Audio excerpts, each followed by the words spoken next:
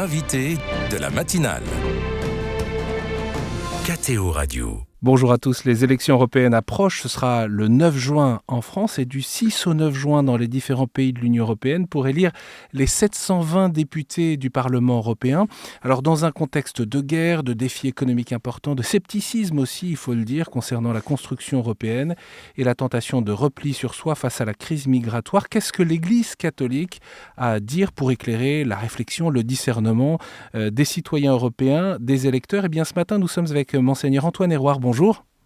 Bonjour. Vous êtes archevêque de Dijon et vice-président de la Comessé, c'est la Commission des épiscopats de l'Union européenne. Il se trouve que la Comessé a publié une déclaration il y a quelques jours avec un premier message qui est simple, c'est « Allez voter ». Oui, parce qu'on sent bien qu'il y a un certain scepticisme sur ces élections européennes, que beaucoup de gens ne connaissent pas bien les fonctionnements des institutions européennes et se disent, bon, à quoi bon aller voter? Alors, nous, comme évêques, nous disons aussi que le projet européen, dans son ensemble, est quelque chose qui nous concerne et qui a un poids spécifique dans l'histoire du continent et peut-être plus encore aujourd'hui, dans le contexte bien particulier qui est le nôtre. Oui, parce que l'Union européenne est aujourd'hui traversée par de multiples crises, la guerre, la crise économique, la crise migratoire, j'en parlais, peut-être aussi la crise de conscience européenne. Quel est votre regard à vous, Monseigneur Héroard ? Ben, on voit bien que la perte aussi de la dimension un peu historique, c'est-à-dire que la construction européenne, elle s'est faite à partir des pères fondateurs sur la question de la guerre et de la paix et de construire un espace de paix et de prospérité entre les pays membres. C'est ça le projet. Et au fond, il y a un certain nombre de choses qui nous paraissent peut-être à tort, comme acquises définitivement et qui ne le sont pas nécessairement. Et de ce point de vue-là, la guerre en Ukraine est venue nous rappeler que voilà, les conflits peuvent éclater là à notre porte, mais peut-être aussi demain au sein même de l'Union. Il se trouve que parfois les chrétiens, les catholiques peuvent s'arrêter en quelque sorte au débat sur les racines chrétiennes, c'est un débat réel, ou bien alors sur l'âme de l'Europe. Pour autant, les compétences exclusives de l'Union européenne, on peut les rappeler, elles sont techniques. L'union douanière, la concurrence, la politique monétaire, la pêche, le commerce extérieur, les accords internationaux, ça concerne aussi des compétences partagées, l'agriculture, l'environnement, les transports, ou encore du soutien et des actions dans le domaine de la culture, de l'éducation, la santé publique. Est-ce que pour vous, les chrétiens sont au rendez-vous dans tous ces niveaux d'engagement au niveau européen ? Mais pas assez, pas assez. Je pense qu'il faut aussi qu'on s'engage davantage et qu'on prenne aussi notre part. C'est-à-dire que beaucoup de gens critiquent le fonctionnement des institutions en disant que c'est lointain, que c'est technocratique, qu'on ne comprend pas, qu'il y a des tas de réglementations qui viennent compliquer la vie des gens. C'est Et en parfois vrai ? fait, ça peut être vrai, bien sûr, ça peut être vrai, mais ça veut dire aussi que il faut s'y intéresser, et c'est plutôt, je pense, de l'intérieur et en faisant transformer les choses dans le sens des valeurs qui sont importantes pour les chrétiens que on va pouvoir essayer de faire bouger les choses. Donc, dans notre déclaration, voilà, on liste aussi un certain nombre de sujets qui nous paraissent importants. Par exemple ? Par exemple, on dit que bon, alors nous pensons raisonnablement qu'on doit pouvoir voter pour des gens qui vont promouvoir nos valeurs, notre idée de l'Europe, le respect, la promotion de la dignité de toute personne humaine, la solidarité, l'égalité, la famille, le caractère sacré de la vie, la démocratie, la liberté, la subsidiarité, le soin de la maison commune, donc avec toutes les questions aussi écologiques. Et on ajoute, nous savons bien que l'Union européenne n'est pas parfaite et que nombre de ses propositions politiques ou juridiques ne sont pas conformes aux valeurs chrétiennes et aux attentes d'un certain nombre des citoyens, mais nous croyons que nous sommes appelés à contribuer à l'améliorer avec les outils que nous offre la démocratie. Et donc, c'est vraiment de l'intérieur qu'il faut essayer de faire évoluer pour que les valeurs qui sont au cœur de l'enseignement social de l'Église, sur la solidarité, le bien commun, la subsidiarité soit vraiment présente dans la construction européenne. Monseigneur Héroard, comme vice-président de la Comessé, vous avez participé à de nombreuses rencontres, peut-être aussi à des voyages. C'est vrai que l'Union européenne, son visage a considérablement évolué au fur et à mesure des adhésions des pays. Oui, bien sûr. Alors bon, aujourd'hui, donc il y a 27 pays, c'est à la fois beaucoup, et en même temps, on voit aussi que d'autres pays européens frappent à la porte, et donc il faut aussi s'interroger. C'est-à-dire que on est dans une situation un petit peu paradoxale où on voit beaucoup de gens dans les pays actuellement membres être critiques sur les fonctionnements européens, et dans le même temps, voir d'autres pays européens qui aimeraient bien rejoindre cette union. Ça veut dire qu'elle a quand même aussi certains attraits. Et aussi, une chose dont je pense que les gens ne sont pas tout à fait, n'ont pas tout à fait conscience, c'est que au niveau international, l'Union européenne est perçue comme une construction à la fois originale, mais qui a un poids et dont on aimerait qu'elle joue davantage de rôle dans les relations internationales, pour échapper un peu simplement à ce qu'on voit aux oppositions des très grands pays, les États-Unis, la Chine, peut-être la Russie. Les évêques de l'Oregio, les diocèses frontaliers de l'Europe de l'Ouest, du Luxembourg, d'Allemagne, de Belgique et de France, ont publié une lettre pastorale ce 8 avril, invitant à un souffle nouveau pour l'Europe. C'est le titre de cette lettre pastorale, pour partager convictions et préoccupations et rappelle quelques valeurs essentielles pour l'Europe. Vous étiez présent à la signature de cette lettre pastorale dans un lieu qui était symbolique.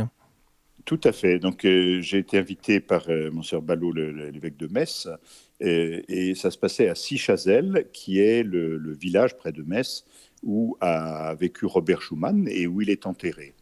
Et donc, nous avons la signature de cette lettre pastorale par les évêques des diocèses frontaliers, donc des différents pays, France, Allemagne, Belgique et Luxembourg, a été faite dans cette maison. Et ensuite, nous avons eu aussi un temps de prière autour de la tombe de Robert Schuman. Et était présent également le nonce, représentant donc du pape auprès de l'Union européenne, pour montrer que l'Église n'est pas indifférente à cette construction européenne et qu'il faut en retrouver à la fois les racines pour pouvoir donner un nouveau souffle, un nouvel élan à cette construction. Oui, le vénérable Robert Schuman, avec Konrad Adenauer, Alcide de Gasperi, il a été un des pères de l'Europe. Son discours, Tout à fait. évidemment, a été marquant pour lancer la construction européenne. Ils étaient tous les trois chrétiens. Est-ce que cela dit quelque chose du projet européen qui peut-être ensuite a été surtout vu comme une réalité économique ? Alors oui, tout à fait, puisque le projet européen n'est pas la construction d'une Europe chrétienne, hein, comme certains semblent le redouter ou peut-être l'espérer pour d'autres, mais c'est le fait de dire que les valeurs chrétiennes font que nous recherchons à bâtir un ensemble avec une unité et une solidarité entre les pays.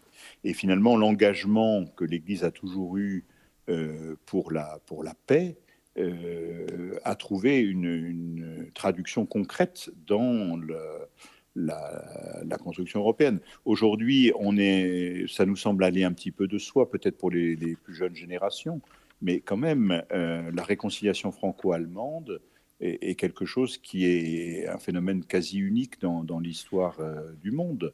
Deux pays qui sont affrontés aussi frontalement et durement, avec 3 guerres en 70 ans, des millions et des millions de morts, et qui aujourd'hui ont une construction commune, participent à un effort commun pour bâtir un espace de paix et de prospérité. Comment se fait-il que cet élan initial semble s'être émoussé, en quelque sorte, en quelques générations ? Parce que peut-être on a perdu un petit peu le point de vue du départ, justement, ce que je disais là sur la question de la paix et de l'entente entre les pays européens, que pour beaucoup de gens, ça semble quelque chose de relativement acquis, au moins dans notre Europe. Mais en même temps, et puis aussi parce que les problèmes techniques se sont multipliées. Mais il y a des choses qui paraissent peut-être normales et qui ne le sont pas tant que ça. Un des points d'insistance aussi de notre texte, c'est l'appel aux jeunes. Bon, alors pour des raisons très pratiques, parce qu'il se trouve que plusieurs pays européens vont proposer pour la première fois à des jeunes à partir de 16 ans de pouvoir voter aux élections européennes. Je pense à la Belgique, je pense à l'Allemagne.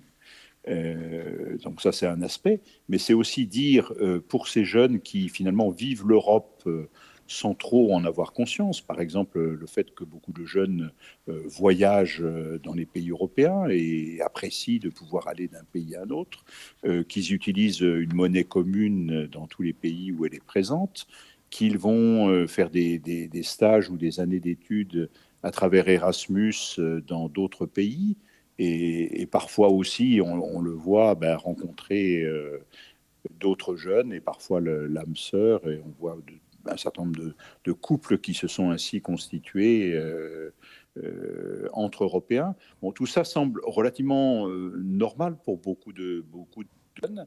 Et en fait, ça ne l'est pas tant. C'est aussi le fruit de tous ces efforts. Et il faut les poursuivre pour que ceux-ci vivent et puissent se développer.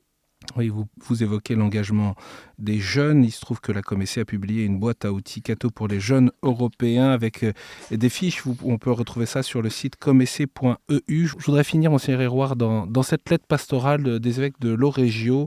Il est question de leurs rêves. Ils partagent leurs rêves pour l'Europe avec notamment cette approche, ce souhait de l'humanisation de la société. Ça rejoint en quelque sorte la déclaration publiée par la doctrine, le dicaster pour la doctrine de la foi, Dignitas Infinita, autour de la dignité humaine aujourd'hui. C'est un enjeu majeur qui concerne aussi l'espace européen, les pays européens, et qui se joue au niveau de l'Union européenne. Mais oui, on voit bien qu'aujourd'hui, on est dans une société qui est quand même très individualiste, où chacun, finalement, est amené à revendiquer des droits pour soi, en fonction de ce qu'il estime être son bien, et sans trop s'interroger sur les conséquences par rapport à l'ensemble, par rapport à la collectivité, par rapport au bien commun. Et donc, ce que on veut redire, c'est que dans la construction européenne, il s'agit bien d'exprimer une solidarité entre les peuples, entre les nations et au niveau des citoyens. Et donc je pense que dans notre société aussi, avec le développement d'Internet et des réseaux sociaux, etc., entraîne beaucoup de solitude et une certaine dureté dans les rapports humains, et que nous avons essayé de développer tout ce qui va être des rapports directs entre les gens, où ils peuvent se parler, échanger, pas toujours être d'accord, mais aussi construire un avenir commun ensemble. Et dans la connaissance réciproque que l'on peut avoir les uns et les autres, c'est essentiel pour dépasser bien des peurs et des enfermements. Merci beaucoup, Monseigneur Antoine Hérouard, archevêque de Dijon et vice-président de la Comessé, la Commission des épiscopats de l'Union européenne. J'indiquais à l'instant le site internet où vous pouvez retrouver la déclaration de la Comessé à propos de ces prochaines échéances électorales, comessé.eu. Merci beaucoup d'avoir accepté notre invitation ce matin. Et pour ceux qui ne l'auraient pas fait encore, vous pouvez noter dans vos agendas le 9 juin, date des élections européennes pour la France. Bonne journée à vous et merci encore.